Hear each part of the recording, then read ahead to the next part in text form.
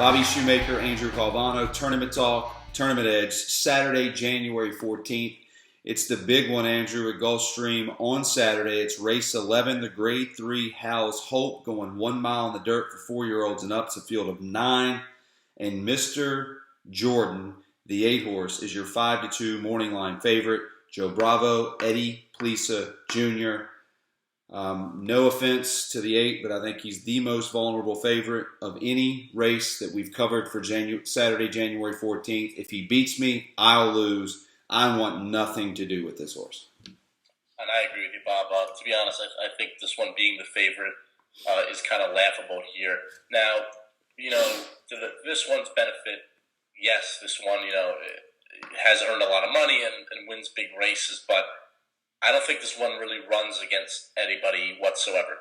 The one horse I can make an argument from that is a very good horse is Bradster, and this one lost to that one.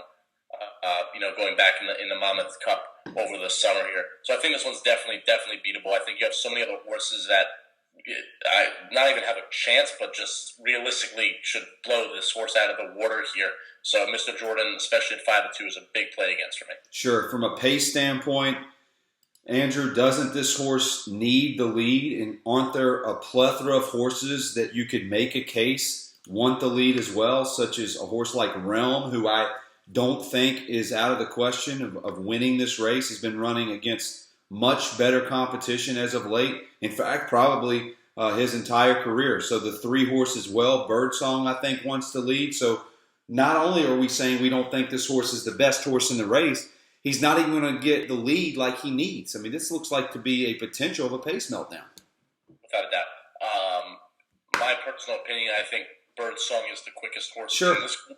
I would give Birdsong a heavy look at 6-1 over Mr. Jordan at 5-2. And Birdsong's also a horse that I'll get included. That's my number 2 pick in this race. But then you have Unbridled Outlaw, Bob. Let's not forget, though, coming from an outside post. I mean, this is one where it's either this one breaks for the lead or this one finishes dead last. Absolutely. So I think that one's definitely going to be hustled out of the gate, and it's going to be a thorn in Mr. Jordan's side.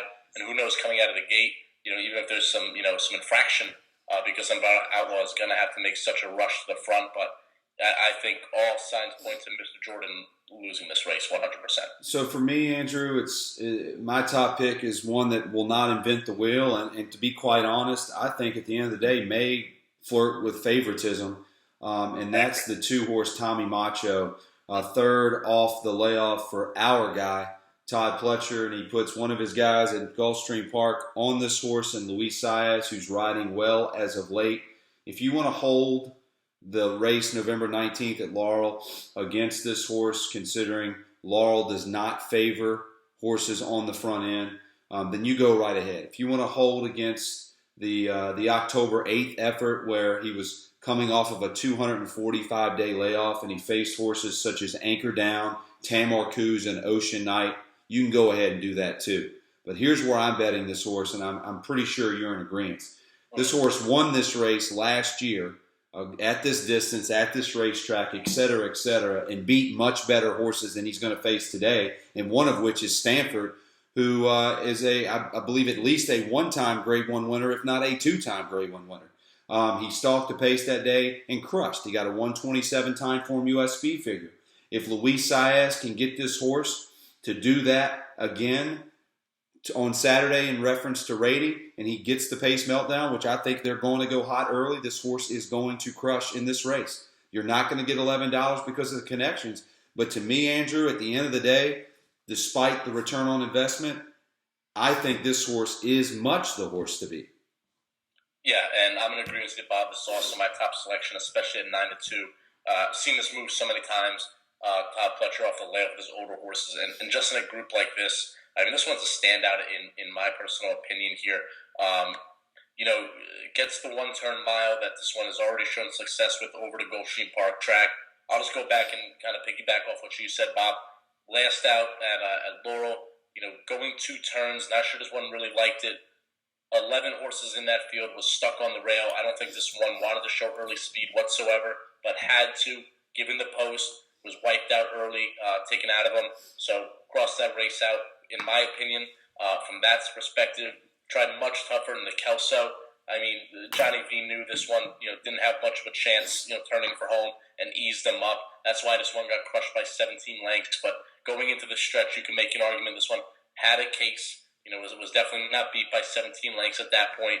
And like you said, faced much better, like anchored and down. Andrew, can I cut you off real quick in reference to that race? And I'm piggybacking off what you said to further your point. Not only did he not really lose by 17 and a half, look what he went off at in that race. He was facing Anchor Down, Tamara Coos, and Ocean Knight, and he goes off at 2-1. I think you can make a case that all three horses I just mentioned are better than anything else in this field, and you're looking at $11 morning line? 100%, Bob, like you said. And then we get back to the Grade 3 race here, February 6th. That race is what's going to win this race here. It's going to be a perfect rating style of all the speed in here. And we didn't mention as well, but Dolphus, the one horse, also going to show some speed as well. But that race, February 6th at Gulfstream Park last year, is the same exact race that is going to win this race today. Going back, Queens County loses the financial modeling by 4.5 lengths. That was kind of the outbreak of financial modeling, going on to win much tougher. Won the Discovery. Either way, this one's a multiple graded stakes winner, and definitely going to show his true colors today for Todd Pletcher, the leading trainer with his boy Luis Saez. $11. That's insane for these connections. Now, if you're going to give me, hey, Todd Pletcher, $11, multiple graded 3 stakes horse, or $7 on Joe Bravo. You guys all know my opinion on Joe Bravo. He's 2 for 62 to start the meet. Eddie Plisa, that's my guy, don't get me wrong, but also starting off the meet a little bit colder than usual. And, I mean, let's talk. We're talking about graded stakes races at Belmont.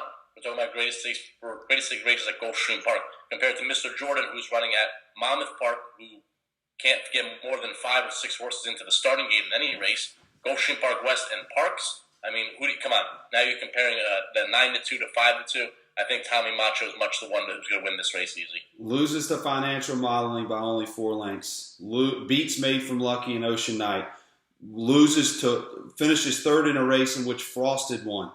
Are you kidding me? $11, Andrew.